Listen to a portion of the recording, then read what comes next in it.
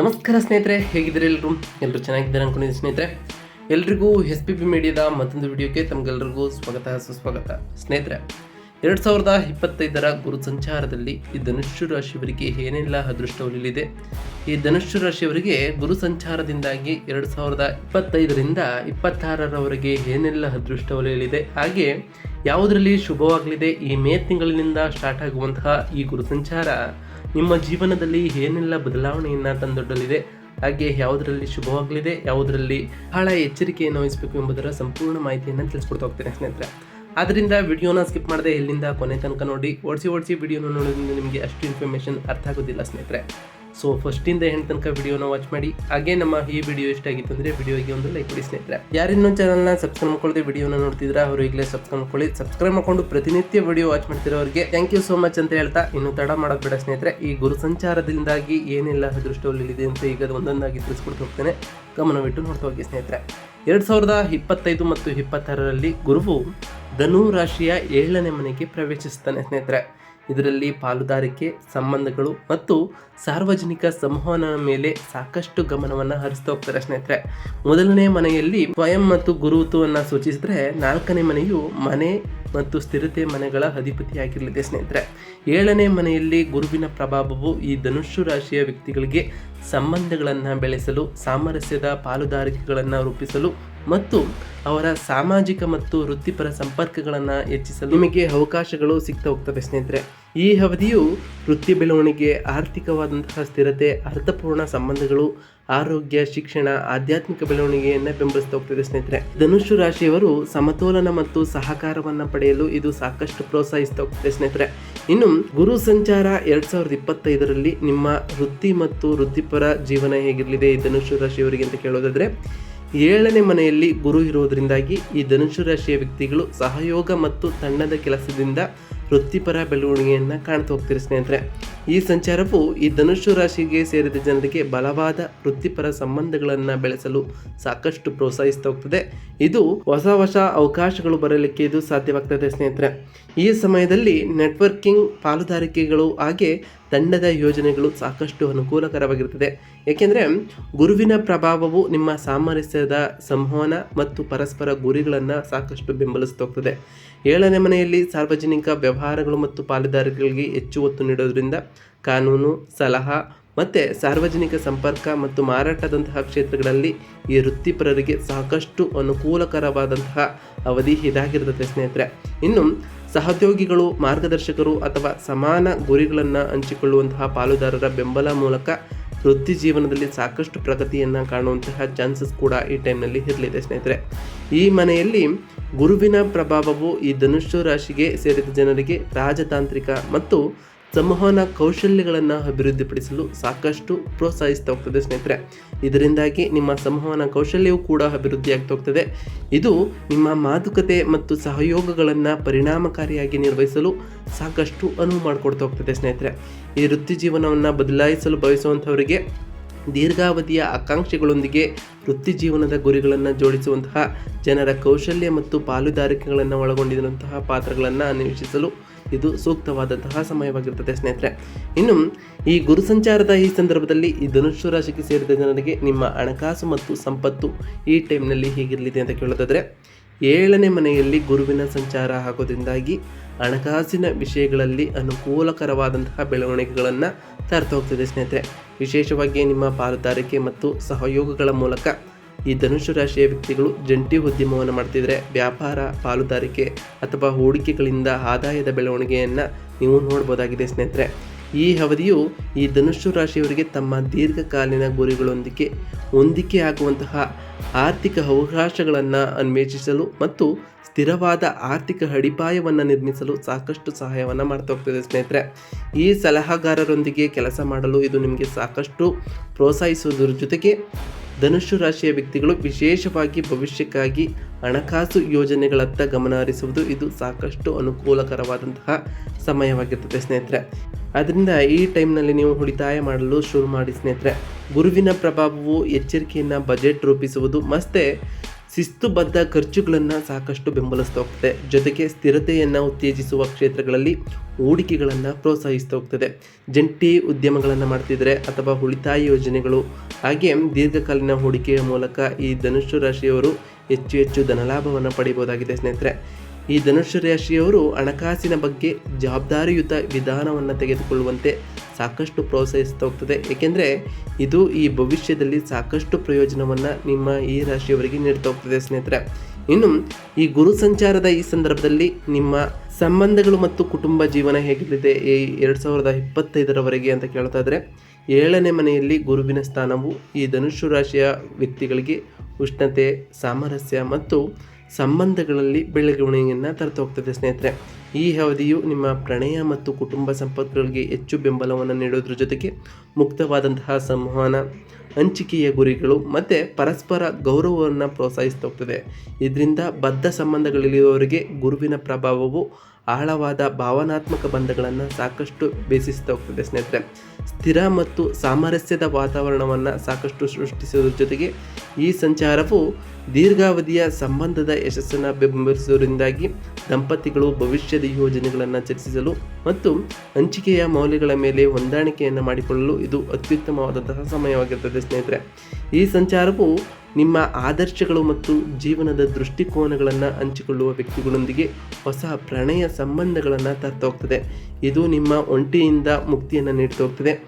7ನೇ ಮನೆಯಲ್ಲಿ ಗುರುವಿನ ಪ್ರಭಾವವು ನಿಮ್ಮ ಸಾಮಾಜಿಕ ಸಂವಹನವನ್ನು ಸಾಕಷ್ಟು ಹೆಚ್ಚಿಸುವುದರ ಜೊತೆಗೆ ಈ ಧನುಸ್ಸು ರಾಶಿಯವರಿಗೆ ತಮ್ಮ ವೈಯಕ್ತಿಕ ಬೆಳವಣಿಗೆಯಲ್ಲಿ ಸಾಕಷ್ಟು ಸಕಾರಾತ್ಮಕವಾದಂತಹ ಕೊಡುಗೆಯನ್ನು ನೀಡುವಂತಹ ಚಾನ್ಸಸ್ ಕೂಡ ಇರಲಿದೆ ಸ್ನೇಹಿತರೆ. ಕುಟುಂಬ ಸಂವಹನಗಳಲ್ಲಿ ನಿಮ್ಮ ಬೆಂಬಲ ಮತ್ತು ತಿಳುವಳಿಕೆಯಿಂದ ಗುರುತಿಸಲ್ಪಡುತ್ತದೆ.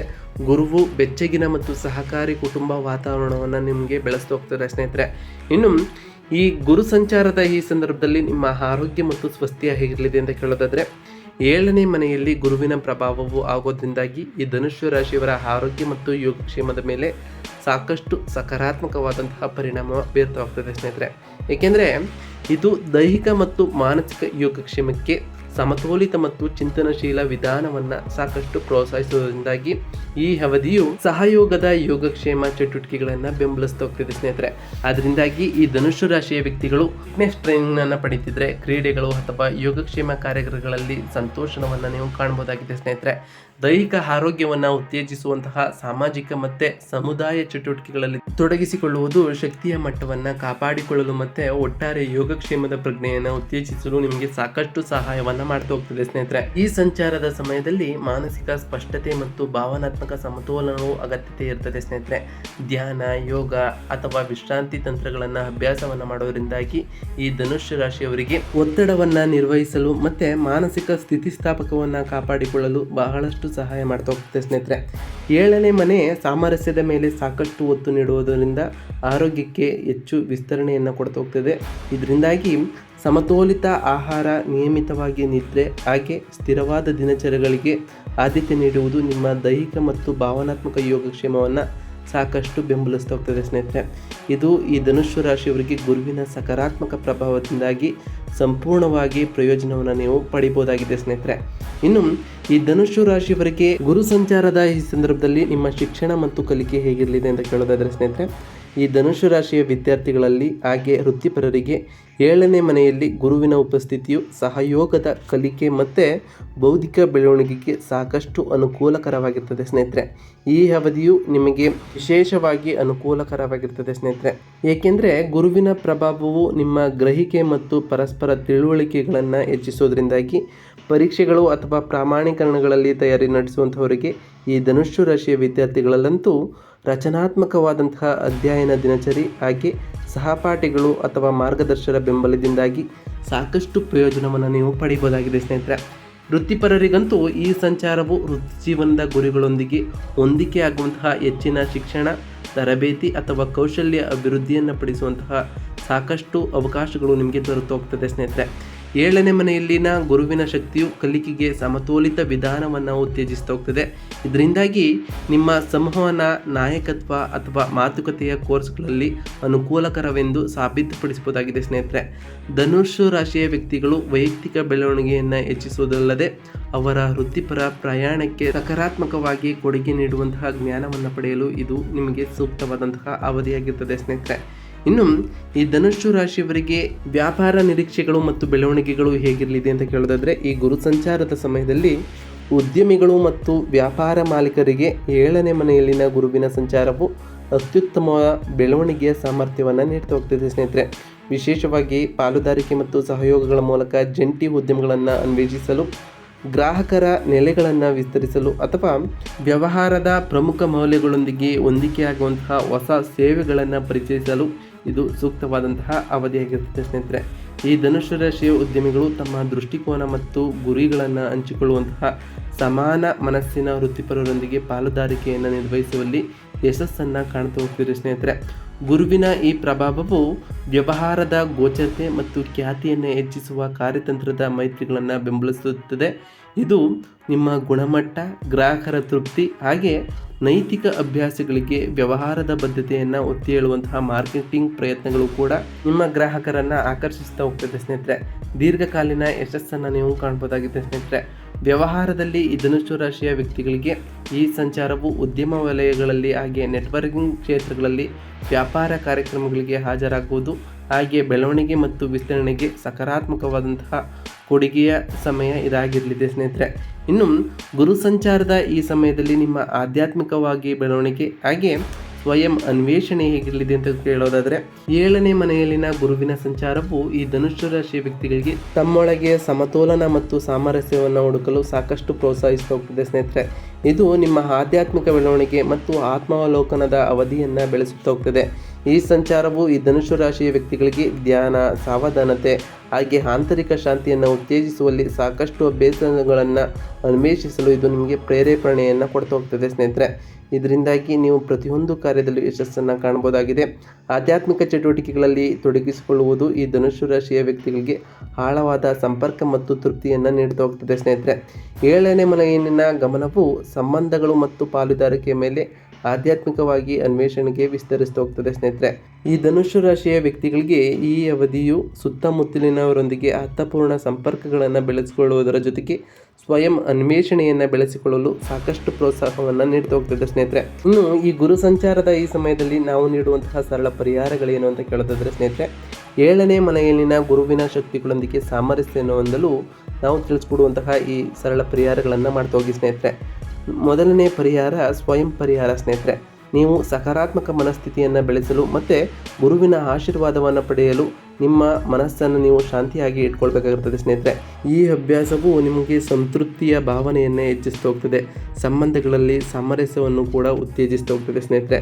ಇನ್ನು 7ನೇ ಮನೆಯಲ್ಲಿನ ಗುರುವಿನ ಪ್ರಭಾವಕ್ಕೆ ಅನುಗುಣವಾಗಿ ಸಮೃದ್ಧಿ ಮತ್ತು ಸಂಬಂಧ ಸಾಮರಸ್ಯದ ಆಶೀರ್ವಾದಗಳನ್ನು ಆಕರ್ಷಿಸಲು ಗುರುವಾರಗಳಂದು ಲಕ್ಷ್ಮೀ ನಾರಾಯಣ ದೇವರ ಜಪವನ್ನು ಮಾಡಿ ಸ್ನೇಹಿತರೆ. ಇದರಿಂದಾಗಿ ಆ ದೇವರ ಕೃಪೆಯು ಕೂಡ ನಿಮಗೆ ಉಂಟಾಗ್ತಾ ಹೋಗ್ತದೆ. ಹಾಗೆ ಗುರುವಿನ ಶಕ್ತಿಯೊಂದಿಗೆ ಸಂಪರ್ಕವನ್ನು ಸಾಧಿಸಲು ಜೀವನದಲ್ಲಿ ಬುದ್ಧಿವಂತಿಕೆ, ಸ್ಪಷ್ಟತೆ ಮತ್ತು ಸಮತೋಲನವನ್ನು ಬೆಳೆಸಲು ಪ್ರತಿದಿನ ಗುರುವಾರದಂದು ಓಂ ಗುರುವೇ ನಮಃ ಎಂಬ ಮಂತ್ರವನ್ನು ಪಠಿಸಿ ಸ್ನೇಹಿತರೆ. ಹಾಗೆ ಪ್ರತಿ ಶನಿವಾರ ಬಡವರಿಗೆ ದಾನವನ್ನು ಮಾಡಿ ಸ್ನೇಹಿತರೆ. ಪ್ರತಿ ಶನಿವಾರದಂದು ಮದ್ಯಪಾನ ಮತ್ತು ಮಾಂಸಾಹಾರವನ್ನು ತಪ್ಪಿಸಿ ಆ ಶನಿದೇವರ ಜಪವನ್ನು ಮಾಡಿ ಸ್ನೇಹಿತರೆ.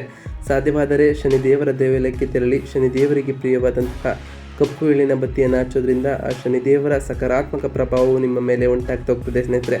ಇದರಿಂದಾಗಿ ನಿಮ್ಮ ಜೀವನದಲ್ಲಿ ಯಶಸ್ಸನ್ನು ಕಾಣ್ಬೋದಾಗಿದೆ. ನಾವು ತಿಳಿಸ್ಕೊಟ್ಟಿರುವಂತಹ ಈ ಎಲ್ಲ ಸರಳ ಪರಿಹಾರಗಳನ್ನು ನೀವು ಅನುಸರಿಸಿದ್ದೇ ಆದರೆ ನಿಮ್ಮ ಜೀವನದಲ್ಲಿ ಸಾಕಷ್ಟು ಬದಲಾವಣೆಯನ್ನು ಕಾಣ್ತಾ ಹೋಗ್ತೀರಿ.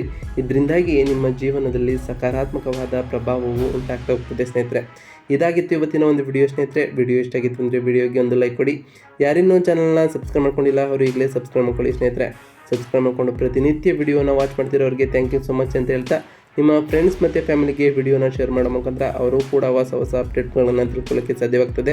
ಹಾಗೆ ಕಮೆಂಟ್ನಲ್ಲಿ ಓಂ ಗುರುವೇ ನಮಃ, ಓಂ ಶನೇಶ್ವರಾಯ ನಮಃ ಎಂದು ಕಮೆಂಟ್ ಮಾಡಿ ಸ್ನೇಹಿತರೆ. ಆ ಗುರುದೇವರು ಮತ್ತು ಶನಿದೇವರು ನಿಮಗೆ ಆಯುಷ್ಯ, ಆರೋಗ್ಯ, ಸಂಪತ್ತನ್ನು ಕೊಟ್ಟು ಕಾಪಾಡಲಿ ಅಂತ ದೇವರಲ್ಲಿ ಕೇಳ್ಕೊಳ್ತಾ ಇವತ್ತಿನ ಒಂದು ವಿಡಿಯೋನ ಮುಗಿಸ್ತೀನಿ ಸ್ನೇಹಿತರೆ. ಸಿಗ್ತೀನಿ ಮತ್ತೊಂದು ವಿಡಿಯೋದೊಂದಿಗೆ. Thank you for watching.